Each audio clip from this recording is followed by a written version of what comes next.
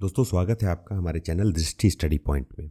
आज की कहानी है बलिदान। आइए सुनते हैं कहानी। मनुष्य की आर्थिक अवस्था का सबसे ज्यादा असर उसके नाम पर पड़ता है। मंगरू ठाकुर जब से कांस्टेबल हो गए हैं, इनका नाम मंगल सिंह हो गया है। अब उन्हें कोई मंगरू कहने का साहस नहीं कर सकता। कल्लू अहीर ने जब से थानेदार साहब से मित्रता कर ली है, गांव का मुखिया हो गया है। उसका नाम कालिका दीन हो गया है। अब उसे कल्लू कहें तो आंख लाल पीली करता है। इसी प्रकार हरक चंद अब हरखू हो गया है। आज से 20 साल पहले उसके यहाँ शक्कर बनती थी, कई हल की खेती होती थी और कारोबार खूब फैला था। लेकिन विदेशी शक्कर की आमदनी ने उसे मटिया मेट कर दिया। धीरे धीरे कारखाना टूट गया, जमीन टूट गई, ग्राहक टूट गए और वह खुद भी टूट गया। 70 वर्ष का बूढ़ा जो तकिएदार माचे पर बैठा हुआ नारियल पिया करता था, अब सिर पर टोकरी लादे खाद फेंकने जाता है। परंतु उसके मुख पर अभी भी एक प्रकार की गंभीरता, बातचीत में अब भी एक प्रकार की अकड़ है, चाल ढाल से अब भी एक प्रकार का स्वाभिमान भरा हुआ है। इस पर काल की गति का प्रभाव बिल्कुल नहीं पड़ा। रस्सी जल गई पर बल नहीं गया। भले दिन मनुष्य के चरित्र पर सदैव के लिए अपना चिन्ह छोड़ जाते हैं। हरकू के पास अब केवल 5 बीघा जमीन है, केवल 2 बैल हैं,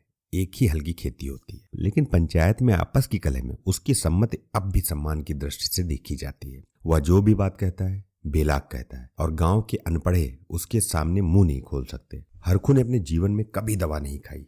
वो बीमार जरूर पड़ता, कुंवार मास में मलेरिया से कभी नहीं बचता था, लेकिन 10-5 दिन में वह बिना दवा खाए ही चंगा हो जाता था। इस वर्ष कार्तिक में बीमार पड़ा और यह समझकर कि अच्छा तो हो ही जाऊंगा, उसने परवाह ही नहीं की। परंतु अब बुखार मौत का परवान लेकर चला। 1 सप्ताह बीत गया, दूसरा सप्ताह बीत गया, पूरा महीना बीत गया, पर हरखू चारपाई से नहीं उठ पाया। अब उसे दवा की जरूरत मालूम हुई। उसका लड़का गिरधारी कभी नीम पिला देता, कभी कुछ खिला देता, कभी कुछ खिला देता। बहुत सारी औषधियां पिलाई, पर इन औषधियों से कोई फायदा नहीं होता। हरखू को विश्वास हो गया था कि अब उसका संसार से चलने के दिन आ गए हैं। एक दिन मंगल सिंह उसे देखने गए। बेचारा टूटी खाट पे पड़ा राम नाम जप रहा था। मंगल सिंह ने कहा, बाबा बिना दवा के अच्छे नहीं होगे, कुनैन क्यों नहीं खाते? हरखू दास ने उदासीन भाव से कहा, तो लेते आना। दूसरे दिन कालिका दीन ने आकर कहा, बाबा 2-4 दिन दवाई खा लो, तुम्हारी जवानी की देह थोड़ो है कि बिना दवा दर्पण के ठीक हो जाओगे। हरखू ने उसी मंद भाव से कहा, तो लेते आना, लेकिन रोगी को देखने आना एक बात है, दवा ला कर देना दूसरी बात। पहली बात शिष्टाचार से होती है और दूसरी सच्ची संवेदना से। न मंगल सिंह ने खबर ली,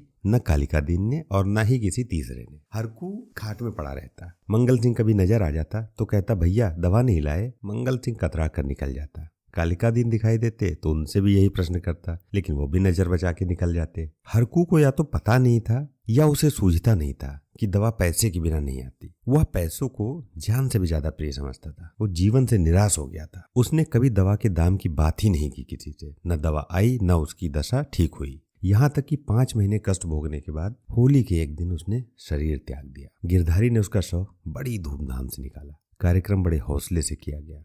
कई गांव के ब्राह्मणों को निमंत्रित किया गया। गांव में होली न मनाई गई, न अबीर गुलाल उड़ी, न डपली बजी, न भांग की नालियां बही। कुछ लोग मन में हरखू को कोस रहे थे कि इस बुड्ढे को आज ही मरना था, 2-4 दिन बाद मर जाता। लेकिन इतना निर्लज्ज कोई न था कि शोक में आनंद मनाता। वो शरीर नहीं था जहां कोई किसी के काम में शरीक न होता, जहां पड़ोसी को रोने पीटने की आवाज हमारे कानों तक नहीं पहुंचती। हरखू के खेत गांव वालों की नजर पर चढ़े हुए थे। 5 बीघा जमीन कुएं के निकट थी, खाद पांच से लदी हुई, मेड़ बांध से ठीक थी। उसमें 3-3 फसलें पैदा हो जाती थी। हरखू के मरते ही उन पर चारों ओर से धावे होने लगे। गिरधारी तो क्रियाक्रम में फंसा हुआ था। उधर गांव के मनचले किसान लाला ओंकार नाथ को चैन नहीं लेने दे रहे थे। नजराने की बड़ी बड़ी रकमें पेश हो रही थी। कोई साल भर का लगान देने को तैयार था, कोई नजराने की दूनी रकम का दस्तावेज लिखने पर तुला हुआ था। लेकिन ओंकार नाथ सबको टाल रहे थे। उनका विचार था कि गिरधारी के बाप ने खेतों को 20 वर्ष तक जोता है, इसलिए गिरधारी का हक सबसे ज्यादा है। अगर वह दूसरों से कम भी नजराना दे तो खेत उसी को देने चाहिए। इसीलिए जब गिरधारी क्रियाक्रम से निवृत्त हो गया और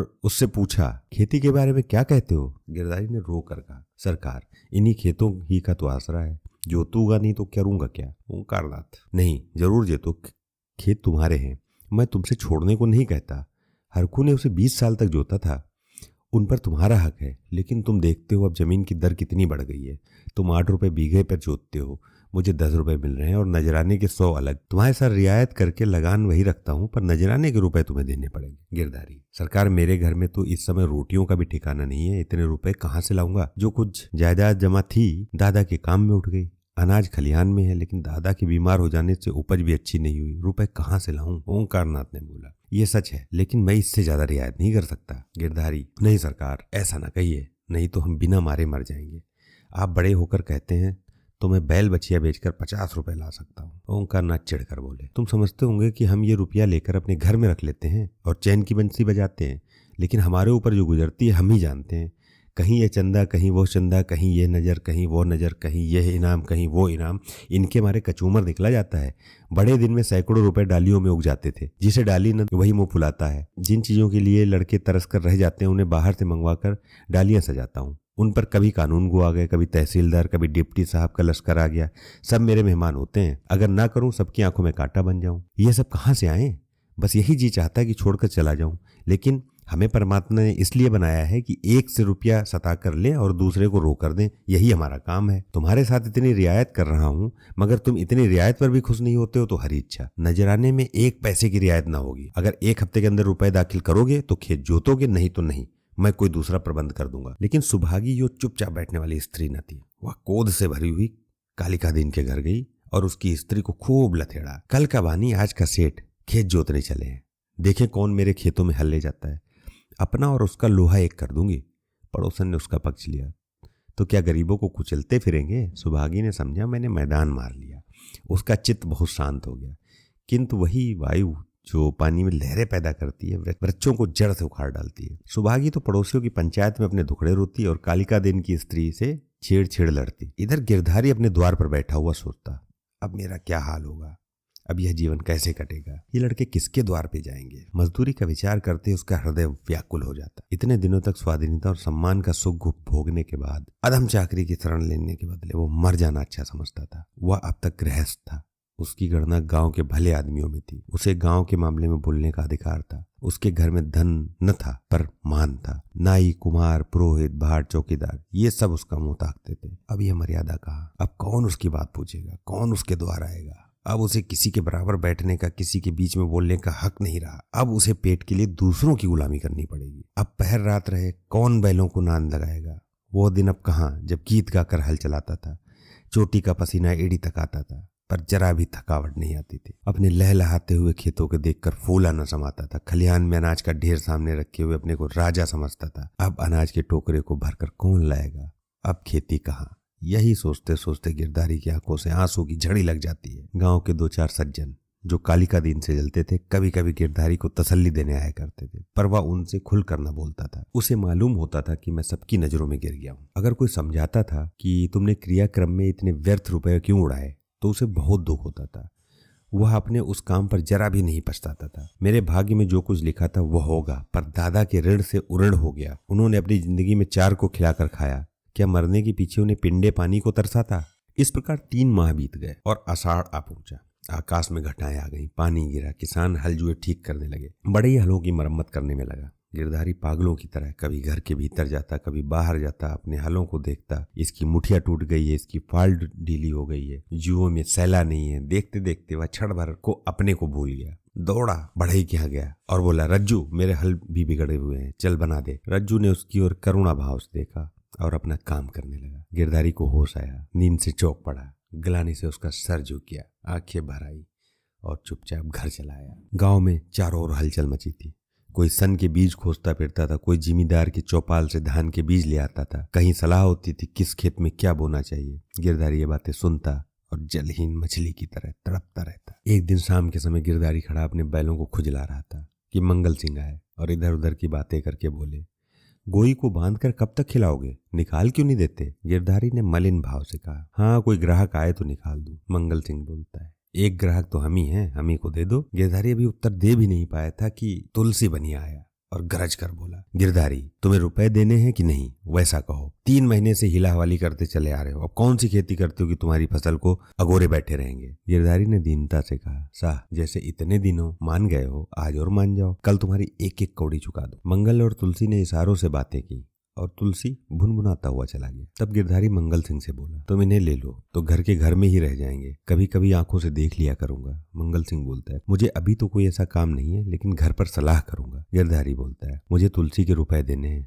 नहीं तो खिलाने को भूसा है। मंगल सिंह बोला, यह बड़ा बदमाश है, कहीं मुकदमा न कर दे। सरल हृदय गिरधारी धमकी में आ गया। मंगल सिंह को सस्ता सौदा करने का अच्छा सुअवसर मिल गया। 80 रुपए की जोड़ी 60 रुपए में ही ले ली। गिरधारी ने अब तक बैलों को न जाने किस आशा से बांध कर खिलाया। आज आशा का वह कल्पित सूत्र भी टूट गया। मंगल सिंह गिरधारी की खाट पर बैठे हुए रुपए गिन रहा था और गिरधारी बैलों के पास विषादमय नेत्रों से उसके मुंह की ओर ताक रहा था। ये मेरे खेतों के कमाने वाले, मेरे जीवन के आधार, मेरे अन्नदाता, मेरी मान में रह रहकर रक्षा करने वाले, जिनके लिए पहर रात उठकर छाटी करता था, जिनके लिए खली दाने की चिंता अपने खाने से ज्यादा रहती थी, जिनके लिए सारा दिन भर हरियाली उखाड़ा करता था, ये मेरी आशा के 2 आंख, मेरे इरादे के 2 तारे, मेरे अच्छे दिनों के 2 चिन्ह, मेरे 2 हाथ आज मुझसे विदा हो रहे हैं। जब मंगल सिंह ने रुपए गिनकर रख दिए और बैलों को ले चले, तब गिरधारी उनके कंधों पर सिर रखकर खूब फूट फूट कर रोया। जैसे कन्या मायके से विदा होते समय माँ बाप के पैरों को नहीं छोड़ती, उसी तरह गिरधारी इन बैलों को न छोड़ता था। सुभागी भी रो पड़ी और छोटा लड़का मंगल सिंह को एक बांस की छड़ी मार रहा था। रात को गिरधारी ने कुछ नहीं खाया, चारपाई पे पड़ा रहा। प्रातःकाल सुभागी चिलम भर कर ले आई तो वो चारपाई पर नहीं था। उसने समझा कहीं गए होंगे, लेकिन जब 2-3 घड़ी दिन चढ़ गया और वह न लौटे तो उसने रोना धोना शुरू किया। गांव के लोग इकट्ठा हो गए, चारों ओर खोज होने लगी, पर गिरधारी का पता न चला। गिरधारी उदास और निराश होकर आया। 100 रुपए का प्रबंध करना उसके काबू से बाहर था। सोचने लगा, अगर दोनों बैल बेच दूं तो खेत ही लेकर क्या करूंगा, घर बेच दूं तो ये लेने वाला कौन है, फिर बाप दादों का नाम डूबता है। 4-5 पेड़ हैं, लेकिन उन्हें बेचकर 25-30 रुपए से ज्यादा ना मिलेंगे। उधार कोई देता नहीं है। अभी बनिए के 50 रुपए सिर पे चढ़े, वो भी पैसा नहीं देगा। घर में गहने भी नहीं है, नहीं तो उन्हीं को बेच देता। ले देकर एक हंसली बनवाई थी, वो भी बनिए के यहाँ पड़ी हुई है। साल भर हो गया, छुड़ाने की नौबत ही नहीं आई। गिरधारी और उसकी स्त्री सुभागी दोनों ही इस चिंता में पड़े रहते, लेकिन उसका कोई उपाय न सूझता। गिरधारी को खाना पीना अच्छा नहीं लगता, रात को नींद भी नहीं आती। खेतों के निकलने का ध्यान आते ही उसके हृदय में हुक से उठने लगती। हाय वो भूमि जिसने हमने वर्षों तक जोता, जिसे खाद से पाटा, जिसमें मेड़े रखी, जिसकी मेड़े बनाई, उसका मजा अब दूसरा उठाएगा। वे खेत गिरधारी के जीवन का अंश हो गए थे। उनकी एक एक उंगल भूमि उसके रक्त में रंगी हुई थी। उनके नाम उसकी जवान पे उसी तरह आते थे जिस तरह अपने तीनों बच्चों के। कोई 2400 था, कोई 2200 था, कोई नाल बेला, कोई तलैया वाला। इन नामों के स्मरण होते ही खेतों का चित्र उसकी आंखों के सामने खिंच जाता। वो इन खेतों की चर्चा इस तरह करता मानो वो जिंदा हो, सजीव हो, मानो उसके भले बुरे के साथी हो। उसके जीवन की सारी आशाएं, सारी इच्छाएं, सारे मंसूबे, सारी मिठाइयां, सारे हवाई किले इन्हीं खेतों पर अवलंबित थे। इसके बिना वो जीवन की कल्पना ही नहीं कर सकता था। और वे ही सब हाथ से निकल गए। वो घबरा कर घर से निकल जाता और घंटों तक मेड़ों पर बैठा रहता, रोता रहता, मानो उनसे विदा हो रहा हो। इस तरह 1 सप्ताह बीत गया और गिरधारी रुपए का बंदोबस्त नहीं कर सका। 8वें दिन उसे मालूम हुआ कि कालिका दीन ने 100 रुपए नजराना देकर 10 रुपए बीघे पर खेत ले लिए। गिरधारी ने एक ठंडी सांस ली। एक क्षण के बाद वह अपने दादा का नाम लेकर बिलक बिलक कर रोने लगा। उस दिन घर में चूल्हा ही नहीं जला। ऐसा मालूम होता था मानो हरकू आज ही मरा है। संध्या हो गई थी, अंधेरा छा रहा था। सुभागी ने दिया जलाकर गिरधारी के सिरहाने रखा और द्वार की ओर ताक रही थी कि एकदम से उसे पैरों की आहट मालूम हुई। सुभागी का हृदय धड़क उठा। वह दौड़कर बाहर आई, इधर उधर ताकने लगी। उसने देखा कि गिरधारी बैलों की नांद के पास सिर झुकाए खड़ा है। सुभागी बोल उठी, घर आओ, वहां क्यों खड़े हो, आज सारा दिन कहाँ रहे। यह कहते हुए गिरधारी की ओर चली। गिरधारी ने कुछ उत्तर न दिया। वो पीछे हटने लगा और थोड़ी दूर जाकर गायब हो गया। सुभागी चिल्लाई और मूर्छित होकर गिर पड़ी। दूसरे दिन कालिका दिन हल लेकर अपने नए खेत पर पहुंचा। अभी कुछ अंधेरा था। वो बैलों को हल में लगा रहा था कि अचानक उसने देखा कि गिरधारी खेत की मेड़ पर खड़ा है। वही पकड़ी वही छोटा। कालिका दिन ने कहा, अरे गिरधारी, तुम यहाँ खड़े हो। और बेचारी सुभागी हैरान हो रही, कहाँ से आ रहे हो। यह कहते हुए बैलों को छोड़कर गिरधारी की ओर चला। गिरधारी पीछे हटने लगा और पीछे वाले कुएं में कूद पड़ा। कालिका दिन ने चीख मारी और हल बैल छोड़कर वहां से भागा। सारे गांव में शोर मच गया। लोग नाना प्रकार की कल्पनाएं करने लगे। कालिका दिन को गिरधारी वाले खेतों में जाने की हिम्मत ही नहीं पड़ी। गिरधारी को गायब हुए 6 महीने बीत चुके थे। उसका बड़ा लड़का अब ईंट के भट्टे पे काम करता था और 20 रुपए महीने घर लाता था। अब वह कमीज और अंग्रेजी जूता पहनता है। घर में दोनों टाइम तरकारी पकती है और जौ के बदले गेहूं खाया जाता है। लेकिन गाँव में उसका कोई आदर नहीं है। अब वह मजूर है। सुभागी अब पराये गाँव में आए कुत्ते की भांति दुबकती फिरती है। वह पंचायत में भी नहीं बैठती क्योंकि वो अब मजदूर की माँ। कालिका दिन ने गिरधारी के खेतों से इस्तीफा दे दिया क्योंकि गिरधारी अभी तक अपने खेतों के चारों तरफ मंडराया करता है। अंधेरा होते ही वह मेड़ पर आकर बैठ जाता और कभी कभी रात को उधर से उसके रोने की आवाज सुनाई देती है। वह किसी से बोलता नहीं, किसी को छेड़ता नहीं। उसे केवल अपने खेतों को देखकर संतोष होता है। दिया जलाने के बाद उधर कोई नहीं जाता। उधर का रास्ता बंद हो जाता है। लाला ओंकारनाथ बहुत चाहते थे कि ये खेत उठ जाए, लेकिन गांव के लोग उन खेतों के नाम से डरने लगे। दोस्तों ये थी आज की कहानी। कल फिर मिलते हैं 3 बजे अगली कहानी के साथ। चैनल को सब्सक्राइब कर लें, कहानी अच्छी लगी हो तो लाइक करें और बेल बटन को दबाना ना भूलें। धन्यवाद।